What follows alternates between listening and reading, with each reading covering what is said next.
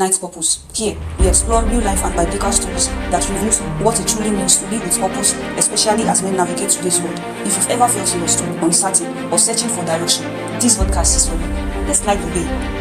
So currently, we are in episode 13 of IMOLE, the light they could not understand, and the title of this episode is The Consequence of Darkness. The Consequence of Darkness. If you are just joining us for the first time, do well to click on my bio to watch the story from episode 1 to episode 2 so you can understand perfectly what is happening in this episode. And as you listen, do well to make sure that you are listening with your heart opened, because the Lord will be doing a mighty thing in our midst, in our lives, even as we listen to. And her opening narration is, IMOLE had entered a season no one could explain. The dead had returned to life, darkness was losing its grip, the village stood between fear and faith, but while many rejoiced, one man burned with rage, deep within the forbidden forest. Awoshiyan prepared his final challenge against evil.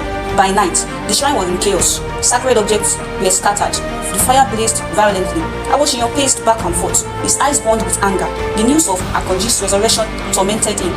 Impossible, the boy was mine. Death had claimed him. His followers watched in fear. Never before had they seen their master this shaking. Awoshiyan gathered charms, bones, calabashes, ancient ritual objects, determined to reverse what God had done. By midnight, the ritual began.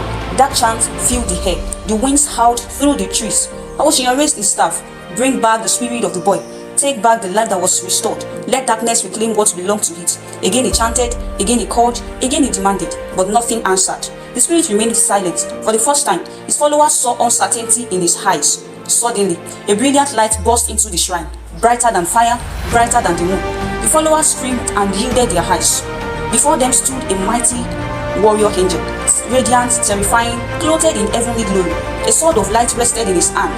The shrine trembled. Everyone fell to the ground. Even Awoshiyan staggered backward. Then the angel spoke. His voice echoed like thunder. The boy belongs to God. You have no authority over what heaven had reclaimed. The light intensified. Jesus Christ purchased him with his blood. Darkness cannot reclaim what belongs to the light. Awoshiyan attempted another incantation. Nothing happened. The angel stepped forward. The time is up. The heavenly light filled the shrine. A mighty sound echoed. Then suddenly, silence. The followers slowly opened their eyes. The angel was gone. Awoshiyan lay lifeless upon the ground, dead. The fierce spiritualist of IMOLE had fallen. His followers fled into the night. Dawn arrived. News spread rapidly. Awoshiyan was dead. The village was told.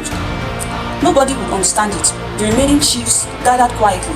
Chief Elegbede, Chief Jagumolu, Chief Akpeno, Chief Iyalode Erelu. Their confidence had disappeared. First, King Adegboyega changed. Then Oluwatumishe survived poisoning. Then Akonji returned from death. Now, Awoshiyan was dead. Everything they believed was collapsing. Yet, they still could not fully accept the truth. So, they watched, waited, and walked carefully on eggshells. Later that morning, Awoshiyan's followers arrived at the palace. Unharmed, broken, fearful. The villagers gathered around. One of them fell to his knees. We saw it. The crowd became silent. We saw the messenger of God. Another stepped forward. The angel declared that Akonji belonged to God. Awoshiyan tried everything. Nothing answered him. Another cried out. The gods we trusted could not save him. The God of heaven is the true God. The palace courtyard became silent, quiet. Mr. Adebanwo stepped forward. He preached Christ, the cross, the resurrection, the victory of Jesus, and many of Awoshiyan's followers surrendered their lives to Christ. The elders gathered. King Adegboyega spoke. Awoshiyan was still a son of this land. The chiefs listened. His body shall remain in the shrine. Send word to his son immediately. The king continued. Let him hear of his father's death before burial takes place. Messengers were sent to a neighboring village where Awoshiyan's sons live. No one objected. The king's wisdom silenced every argument. That evening, the palace gathered in prayer. The Adebanwo family, the king, palace officials, and now Balogun. His eyes had changed. His faith was growing, yet his warrior instinct remained strong. After the meeting, he approached the king. Your Majesty, I trust God, but war is still coming. The king nodded. Together they prayed, seeking God's direction. After a season of prayer, the answer came. The king shared it with Balogun, gathered the youth of IMOLE. Balogun was surprised. No military strategy, no weapons, no battle plan. Yet he obeyed. The village square filled with young men and women. Everyone expected war, destruction. Everyone expected combat, preparation. King Adegboyega sat quietly among the elders, observing. Then Balogun stepped forward. The crowd became silent. The king had instructed us to seek the Lord. Immediately, murmurs spread. Some nodded, others frowned. A strong young man stepped forward. His name was Ola, respected, bold, proud. He looked directly at Balogun. War is coming, and you tell us to pray? The crowd stared. Ola continued. Ashimolowo is preparing. Their warriors are training. Why are we not doing the same? Many secretly agreed. The atmosphere became tensed. Balogun stared at Ola. He saw his former self, the same fear, the same confidence in human strength. Then he spoke. A few weeks ago, I would have agreed with you. The crowd listened. Fear made me think I knew better than gods. Fear led me into darkness. Fear almost destroyed me. Silence fueled despair. But I have seen God expose hidden things. I have seen him preserve life. I have seen him raise the dead. Balogun pointed towards the palace. The king is not asking us to ignore danger. He is asking us to trust God first. Some hearts softened, others remained uncertain, especially Ola.